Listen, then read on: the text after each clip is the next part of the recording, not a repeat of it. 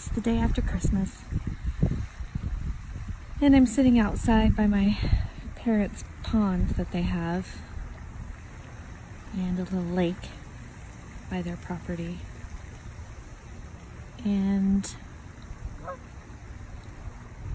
listening to the geese and the water fountain.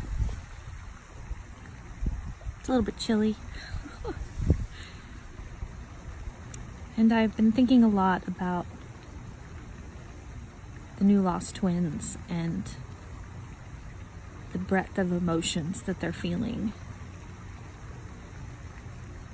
I've tried to maintain a very quiet space for myself over the last few days, enjoying the time with my mom, understanding that she's in a transitionary season, and I will soon likely be facing another opportunity for evolution as I work with my older sister to help my mom transition back into the higher realms. And so I think a lot about the new lost twins. And I think about the significance of the depth of emotions that we feel when someone transitions. And I think about the constant bombardment of messaging about, I'm so sorry for your loss. I'm so sorry for your loss. I have people apologize to me constantly about what's happening with my mom. And I'm trying to find a gracious way to help translate that language into a language of encouragement, a language of positivity, a language of evolutionary understanding about this earthly experience, what we're intended to gain from it, what we're intended to share with our humanity. Jesus was the most influential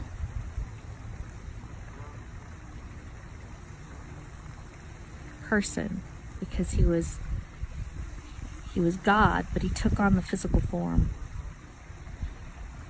And over 2,000 years past his passing, he still has an immense influence on the world around us.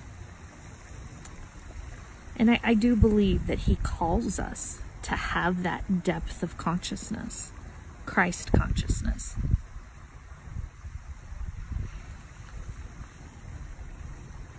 I don't want twins to take it wrong, but I don't want to say to them, I'm so sorry for your loss, because they don't feel like they lost anything. And that's the part that's hard to reconcile, because I spent a whole lot of years feeling like I had lost something. And it took me a really, really long time to figure out that I hadn't. I'm excited for their evolution as they're processing all of their emotions and they're being bombarded in this world by messaging of their loss. There's a consciousness that they gain through the experience of their twin transitioning back into eternal form. And when they can get on the other side of the human emotions and they allow themselves to tap into that eternal connection that they were born with, suddenly they have these crazy experiences, especially when their twins reveal themselves through dreams or signs. And at first it's shocking and it's like, is this really happening? And they'll post on the Twinless Twin support group, and so many of the twins are so supportive and say, yes, it's a sign, it's a sign.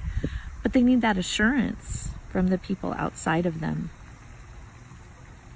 What I'm excited about is the evolution that comes from tapping into those experiences. And the more you get good at tapping into it, the more you realize you haven't lost anything. It's just in a different form. And that's not necessarily bad. My mom's in a lot of pain right now. It's obvious. It shows on her face. She says to me she's going to fight as long as she can, and she'll stick around as long as her body will allow her. I love that. I love her strength, and I love the power that surpasses her physical ability. That's her soul. That's her soul speaking to me, and I know that. And it's incredible. And as I watch her day to day face what she's facing, I realize that as she transitions, because eventually she will, that I'm not going to experience a loss. I'm going to experience her expansion. And as I allow myself to focus on that truth, I rejoice. I'm able to rejoice. I have to constantly remind myself. It's a constant reminder to not allow myself to be influenced by the majority paradigm perspective that is around me regarding someone transitioning. To feel the strength of our eternal essence and to model that. I know I'll have my moments. I know. I'm still human, and I have those human feelings, those human emotions. But I'm making a conscious choice to tap into the strength that my mom instilled in me, the strength that 42 years of being twinless has brought to me, the strength and the wisdom of tapping into eternalness, eternal power, modeling that to the twins. Showing them that whatever negative emotions they are feeling now are absolutely temporary. And that as they find their way through that the level of consciousness that they will achieve will surpass anything they thought was possible. And that's the power of being twinful. So on this special day after Christmas, I hope you all are finding your power. I love you all very much. Make it a great day.